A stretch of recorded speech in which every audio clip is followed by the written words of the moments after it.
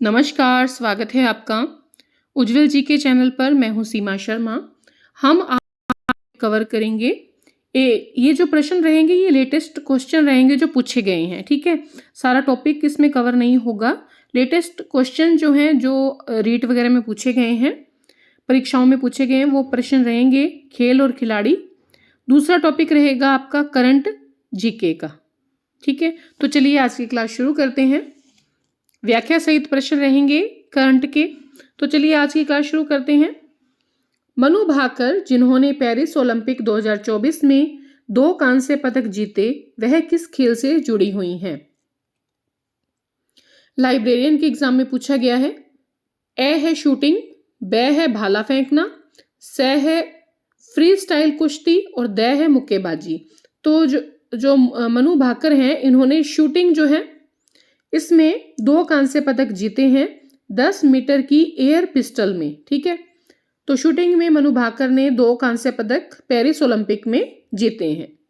Next question है, निम्नलिखित राजस्थानी महिला खिलाड़ियों में से वर्ष 2023 में किसने अर्जुन पुरस्कार प्राप्त किया है?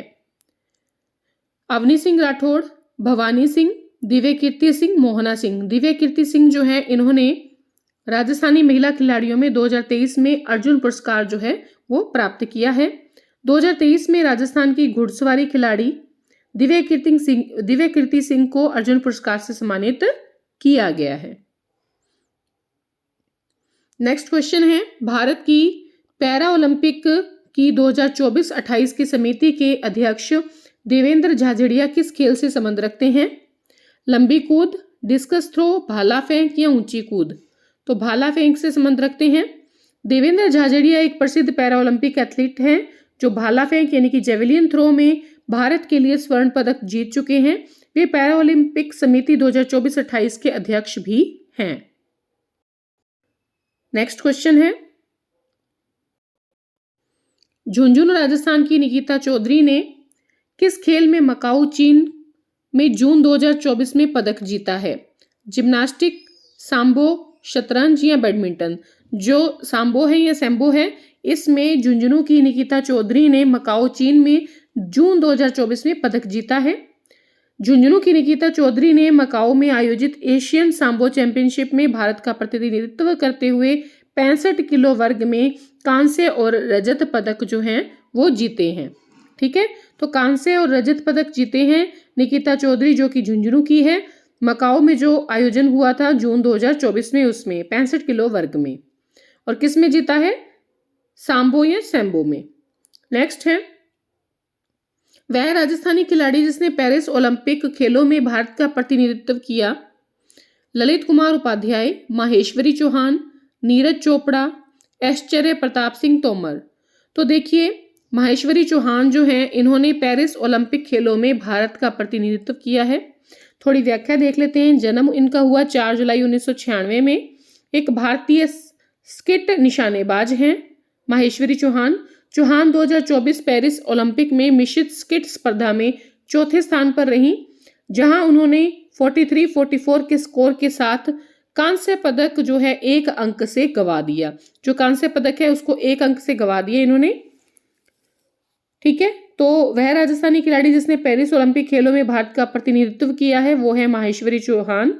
इन्होंने भारतीय स्किट निशानेबाजी में जो है पेरिस ओलंपिक में भाग लिया था और चौथे स्थान पर रही थी। नेक्स्ट क्वेश्चन है, नीचे दिए गए खिलाड़ियों में से राजस्थान राज्य में से किसने पेरिस ओलंपिक्स 2024 में भारत का प्रतिनिधित्व किया है? गजेंद्र सिंह, माहेश्वरी चौहान, मुस्कान, यशस्वी जायसवाल। माहेश्वरी जो चौहान है, महेश्वरी चौहान, इन्होंने पेरिस ओलंपिक्स 2024 में राजस्थान राज्य से प्रतिनिधित्व किया है भारत का। जालौर जिले की रहने वाली हैं। इन्होंने भारतीय शॉटगन टीम की ओर से पेरिस ओलंपिक्स में भारत का प्रतिनिधित्व किया है। अगला प्रश्न है, कृष्णा पूनिया राजस्थान की एक महिला खिलाड़ी हैं। किस खेल से संबंध रखती हैं? ये डिस्कस थ्रो से संबंध रखती हैं। कृष्णा पूनिया राजस्थान की महिला खिलाड़ी हैं। चक्का फेंक या डिस्कस थ्रो से संबंध इनका है। अगला प्रश्न है, राजस्थान राज्य स्पोर्ट्स काउंसिलिंग कब स्थापित हुआ था? तो ये हुआ था 1957 में। राजस्थान राज्य स्पोर्ट्स काउंसिलिंग कब स्थापित हुआ? 1957 में, कांस्टेबल के एग्जाम में आया हुआ है। राज्य में खेलों के संवर्धन और विकास करने के उद्देश्य से राजस्थान राज्य क्रीड़ा परिषद का गठन 1957 में राजकीय पंजीकृत सोसाइटी के रूप में किया गया था। तो राजस्थान राज्य स्पोर्ट्स काउंसिलिंग इंपॉर्टेंट प्रश्न है, 1957 में स्थापित किया गया था।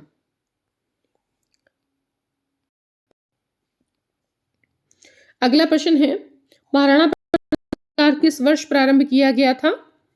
1982-83 के दौरान महाराणा प्रताप खेल पुरस्कार की स्थापना की गई थी। ठीक है, 1982-83 के दौरान महाराणा प्रताप खेल पुरस्कार की स्थापना की गई थी। नेक्स्ट है, राजस्थान की प्रसिद्ध खिलाड़ी अरुंधति चौधरी कौन से खेल से संबंध रखती हैं? तो अरुंधति चौधरी जो है राजस्थान की प्रसिद्ध खिलाड़ी हैं, मुक्केबाजी से संबंध रखती हैं। बॉक्सर अरुंधति चौधरी मूल रूप से राजस्थान के कोटा निवासी सुरेश चौधरी की बेटी हैं। ये राजस्थान की वो पहली महिला बॉक्सर बन गई हैं जिसने इंटरनेशनल प्रतियोगिता में गोल्ड जीता है। ठीक है, इन्होंने गोल्ड जीता है अरुंधति चौधरी ने मुक्केबाजी में, और ये राजस्थान के कोटा की हैं, सुरेश चौधरी की बेटी हैं। इंटरनेशनल प्रतियोगिता में गोल्ड जीता है, राजस्थान की पहली महिला बॉक्सर बन गई हैं। अगला प्रश्न है, राजस्थान में किस क्षेत्र में सुंदर कांति जोशी पुरस्कार दिया जाता है? महिला क्रिकेट में। राजस्थान की जो रणजी टीम की क्रिकेटर हैं उनको सीनियर और जूनियर वर्ग में सुंदर कांति पुरस्कार जो है वो दिया जाता है। ठीक है, तो सुंदरकांति जोशी जो पुरस्कार है वो रणजी टीम की क्रिकेटर को दिया जाता है, चाहे वो जूनियर वर्ग की हो चाहे वो सीनियर वर्ग की हो। अगला है, चोंप क्रिकेट स्टेडियम बनाया जाएगा, इंपॉर्टेंट प्रश्न है। तो जयपुर में बनाया जाएगा chomp cricket stadium.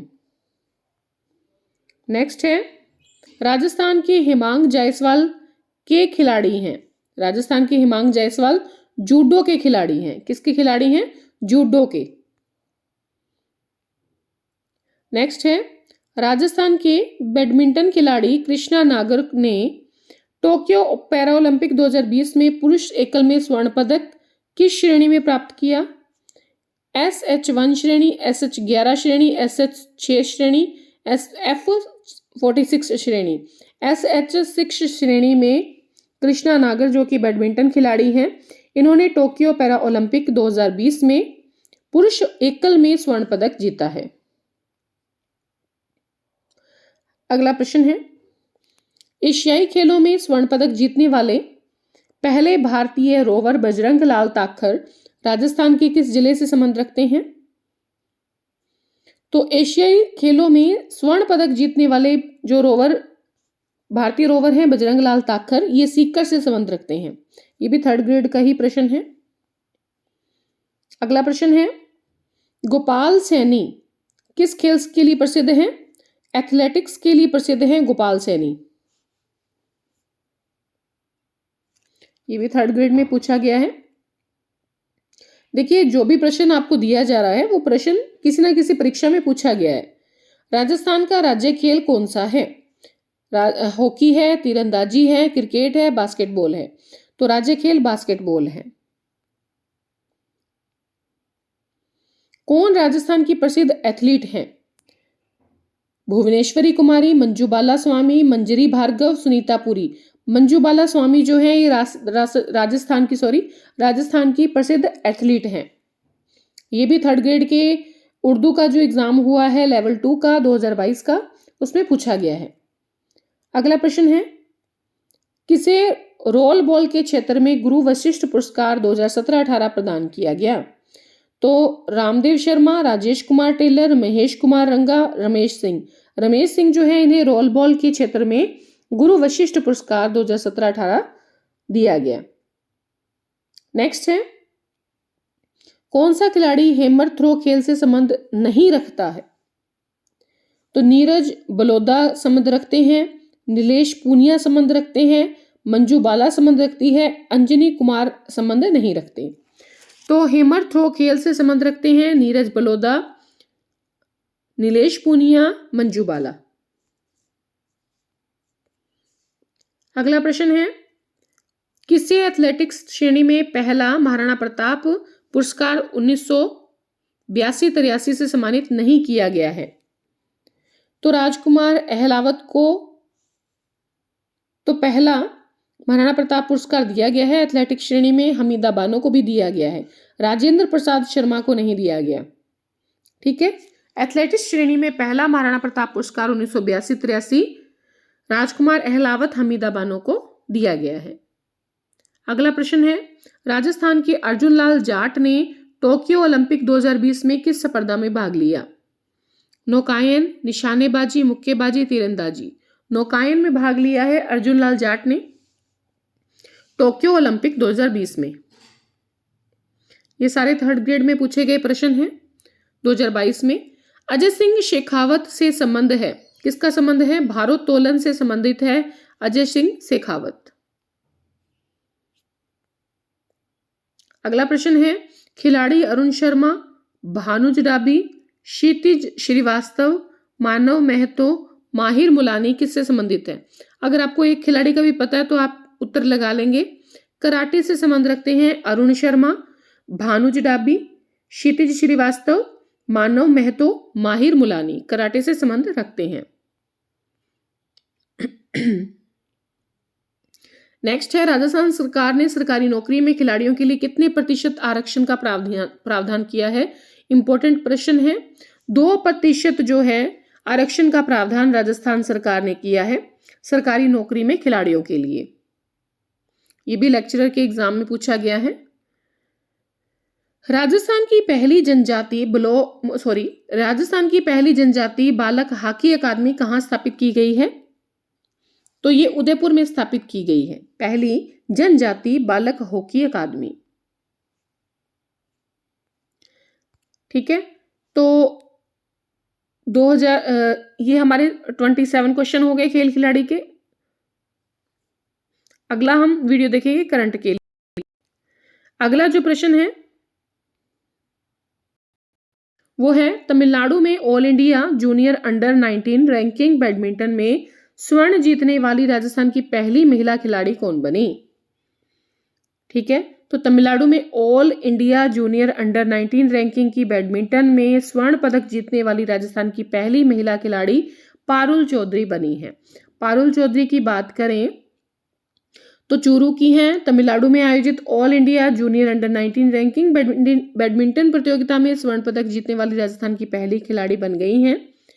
Asian junior badminton championship 2025 चीन में मिश्रित युगल अंडर 17 में कांस्य जीतने वाली राजस्थानी खिलाड़ी कौन है? देवेश शर्मा, जंगजीत सिंह काजला, तन्वी शर्मा या पारुल चौधरी? तो एशियन जूनियर बैडमिंटन चैंपियनशिप 2025 चीन में मिश्रित युगल अंडर 17 में कांस्य जीतने वाली राजस्थानी खिलाड़ी जो है वो है जंगजीत सिंह काजला। ये जो आयोजित हुई थी ये 21 से 26 अक्टूबर में आयोजित हुई थी एशियन जूनियर बैडमिंटन चैंपियनशिप चीन में, और मिश्रित युगल अंडर 17 में राजस्थान की जंगजीत सिंह काजला ने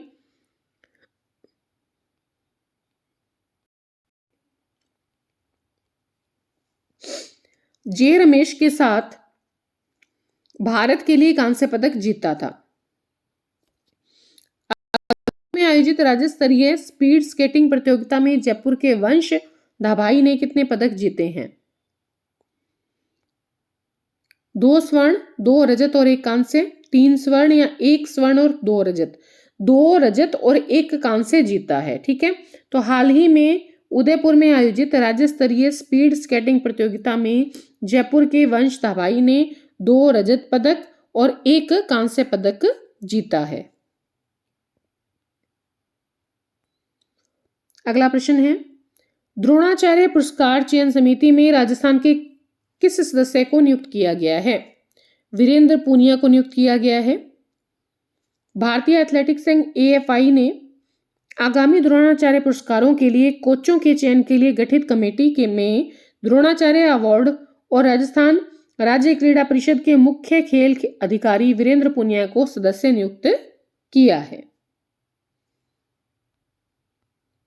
इंपॉर्टेंट प्रश्न था। अगला है, सप्त शक्ति कमान द्वारा महाजन फील्ड फायरिंग रेंज बीकानेर में आयोजित अभ्यास का नाम था दक्षिण शक्ति, सेंटिनल स्ट्राइक, विजय शक्ति या हिम विजय। तो ये था आपके सेंटिनल स्ट्राइक। भारतीय सेवा की सप्त शक्ति कमान की ओर से महाजन फील्ड फायरिंग रेंज बीकानेर में integrated fire and exercise sentinel strike आयोजित किया गया। ठीक है।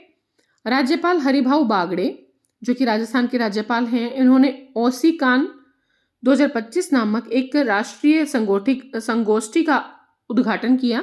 ये किस क्षेत्र से संबंध रखती है?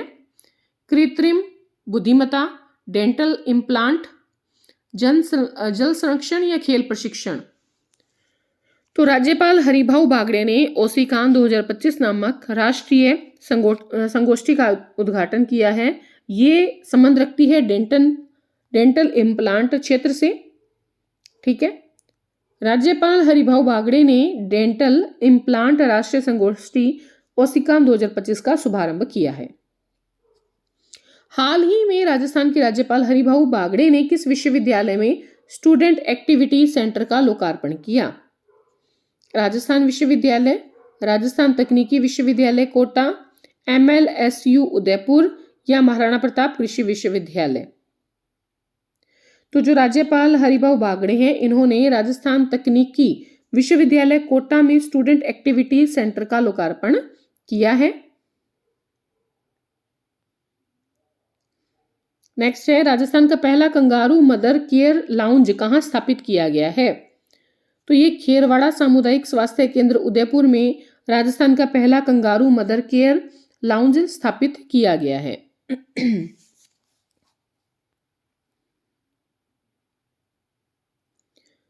उदयपुर के खेरवाड़ा सामुदायिक स्वास्थ्य केंद्र में राजस्थान का पहला कंगारू मदर केयर लाउंज स्थापित किया गया है। अगला प्रश्न है, तीसरी प्रवासी राजस्थानी मीट 2025 का आयोजन कहां हुआ? सूरत, कोलकाता, दुबई। तो देखिए, कोलकाता में तीसरी प्रवासी राजस्थानी मीट 2025 का आयोजन किया गया। 28 अक्टूबर को कोलकाता में तीसरी प्रवासी राजस्थानी मीट का आयोजन किया गया। इससे पहले हैदराबाद और सूरत में आयोजित थी। ये प्रवासी समुदाय में से संपर्क स्थापित करने के लिए उद्योग विभाग और राजस्थान फाउंडेशन को नोडल बनाया गया है। 10वीं विश्व वुशु कुंगफू प्रतियोगिता इमिशान, चीन में आयोजित हुई थी। इसमें कांस्य पदक जीतने वाले 2 राजस्थानी खिलाड़ी कौन से हैं? अर्केश्वर मेड़तवाल और रजत प्रकाश गुप्ता, परवीन ठाकुर और चिराग शर्मा, यशवर्धन और अंकित। तो अर्केश्वर मेड़तवाल और रजत प्रकाश जो गुप्ता हैं, इन्होंने इमिशान, चीन में आयोजित हुई 10वीं विश्व वुशु कुंगफू प्रतियोगिता में जयपुर के अर्केश्वर मेड़तवाल और रजत प्रकाश गुप्ता ने कांस्य पदक जीता है। अगला प्रश्न है, एशियन यूथ गेम्स में भारतीय पुरुष कबड्डी टीम स्वर्ण में राजस्थान का खिलाड़ी कौन था? एशियन यूथ गेम्स में भारतीय पुरुष कबड्डी टीम स्वर्ण में राजस्थान का खिलाड़ी कौन था? सचिन चौधरी। सचिन चौधरी जो है वो एशियन यूथ गेम्स में भारतीय पुरुष कबड्डी टीम स्वर्ण में राजस्थान का खिलाड़ी था। स्वर्ण पदक विजेता भारतीय पुरुष कबड्डी टीम में सचिन चौधरी शामिल थे। अगला प्रश्न है, बहरीन में एशियन यूथ गेम्स 2025 में स्वर्ण जीतने वाली भारतीय महिला कबड्डी टीम में राजस्थान की कितनी खिलाड़ी शामिल थीं? 4 खिलाड़ी शामिल थीं। बहरीन में एशियन यूथ गेम्स 2025 में स्वर्ण जीतने वाली भारतीय महिला कबड्डी टीम में राजस्थान की 4 खिलाड़ी शामिल थीं, जिनका नाम है अक्षिता, निकिता, लक्षिता और कृष्णा। इंपॉर्टेंट है, याद रख लेना।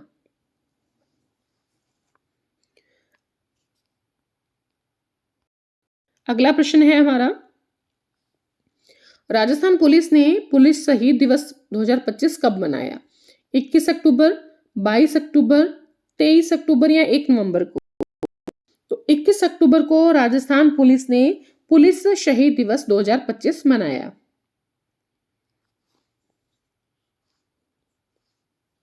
राजस्थान पुलिस ने 21 अक्टूबर को राज्य स्तर पर पुलिस शहीद दिवस मनाया। अगला प्रश्न है गुरु गोलवलकर आकांक्षी ब्लॉक विकास योजना के तहत राजस्थान में कुल कितने ब्लॉकों का चयन किया गया है? 35, 38, 41, 50, 41। इस योजना के अंतर्गत प्रत्येक जिले से एक ब्लॉक का चयन किया गया है। योजना के माध्यम से राजस्थान में कुल 41 ब्लॉकों में लक्षित विकास कार्यक्रम संचालित कर उन्हें विकसित ब्लॉक श्रेणी में शामिल करने का लक्ष्य निर्धारित किया गया है।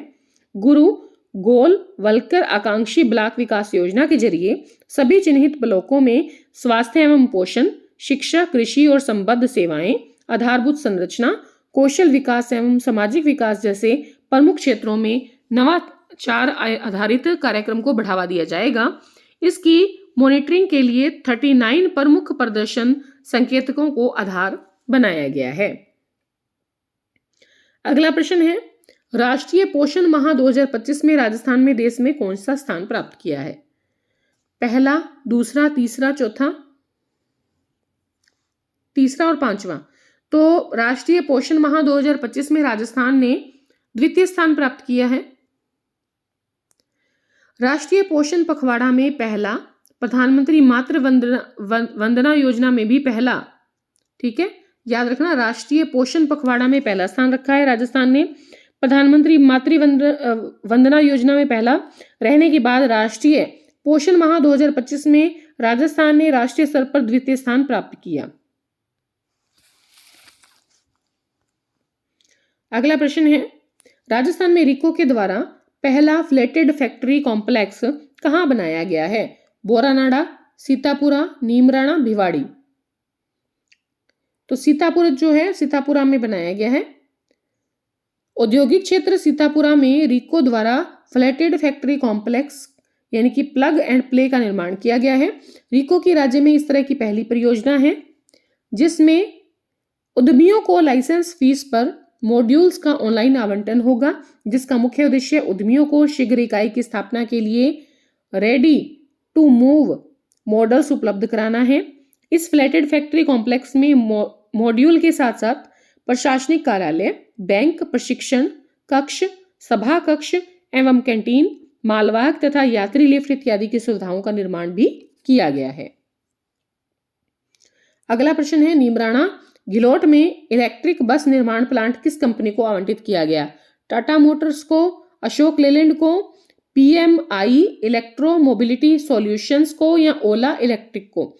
पीएमआई इलेक्ट्रो मोबिलिटी सॉल्यूशंस को दिया गया। ठीक है, तो राजस्थान राज्य औद्योगिक विकास एवं निवेश निगम लिमिटेड रिको ने नीमराणा के घिलोट औद्योगिक क्षेत्र में PMI electro mobility solutions private limited को इलेक्ट्रिक बस निर्माण इकाई की स्थापना के लिए भूमि आवंटित करने के लिए ऑफर लेटर जारी किया है। हर साल 33,000 यूनिट्स उत्पादन क्षमता का प्लांट बनाया जाएगा। ठीक है, यहाँ लगभग 1200 करोड़ रुपए का निवेश किया जाएगा, जिससे 500 से अधिक व्यक्तियों को प्रत्यक्ष और अप्रत्यक्ष रूप से रोजगार के अवसर प्राप्त होंगे। अगला प्रश्न है, धरती आभा अभियान जनजाति क्षेत्र विकास में राजस्थान देश में कौन सा स्थान प्राप्त किया है? पहला। ठीक है, जनजाति बहुल क्षेत्रों में विकास कार्य और सरकारी सेवाओं की समय पर डिलीवरी सुनिश्चित करने, शिकायत निवारण प्रणाली को पूर्ण प्रभावी बनाने और जनजाति वर्ग के अधिकारों की अक्षरश पालना, उनके कल्याण और उत्थान के मामले में धरती आभा अभियान ने राजस्थान ने देश में नंबर 1 स्थान प्राप्त किया है। अगला प्रश्न है, नए आपराधिक कानूनों पर प्रदर्शनी नव विधान न्याय की नई पहचान कहां आयोजित की गई? नए आपराधिक कानूनों पर प्रदर्शनी नव विधान है न्याय की नई पहचान कहां आयोजित की गई? बिरला ऑडिटोरियम, जयपुर एग्जीबिशन एवं कन्वेंशन सेंटर या राजस्थान इंटरनेशनल सेंटर, जवाहर कला केंद्र। तो देखिए, जयपुर एग्जीबिशन एवं कन्वेंशन सेंटर।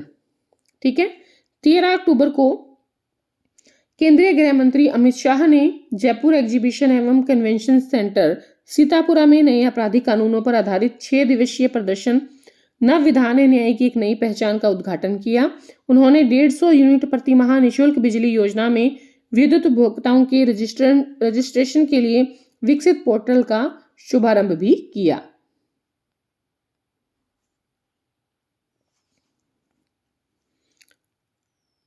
हमारा अंतिम प्रश्न है, विकसित राजस्थान 2047 विजन के क्रियान्वयन के लिए राज्य स्तरीय स्टीयरिंग कमेटी के अध्यक्ष कौन है? मुख्य सचिव। ठीक है, विकसित राजस्थान 2047 विजन के क्रियान्वयन के लिए राज्य स्तरीय स्टीयरिंग कमेटी के अध्यक्ष कौन है? मुख्य सचिव हैं। विजन के सफल क्रियान्वयन की दृष्टि से मुख्य सचिव की अध्यक्षता स्टीयरिंग कमेटी बनाई गई है। तो आशा है आपको वीडियो पसंद आई होगी। हमने 2 टॉपिक इसमें कवर किए हैं, खेल खिलाड़ी और जो करंट हैं उनके प्रश्न। और ये प्रश्न जो है थोड़ी सीमित संख्या में थे खेल खिलाड़ी के। ऐसे प्रश्न थे जो पिछली परीक्षाओं में पूछे गए हैं। एक और हम वीडियो लेके आएंगे खेल खिलाड़ी से संबंधित, ठीक है, जो कि जिसमें सारे खेल खिलाड़ी जो हैं उनका संबंध दिखाया जाएगा, उनके बारे में बताया जाएगा। आज की वीडियो अगर आपको पसंद आई है, प्लीज़ अपने अधिक से अधिक मित्रों में शेयर करें। और अगर चैनल पर आप नए हैं और इसी प्रकार की वीडियो चाहते हैं तो प्लीज़ चैनल को सब्सक्राइब जरूर करें।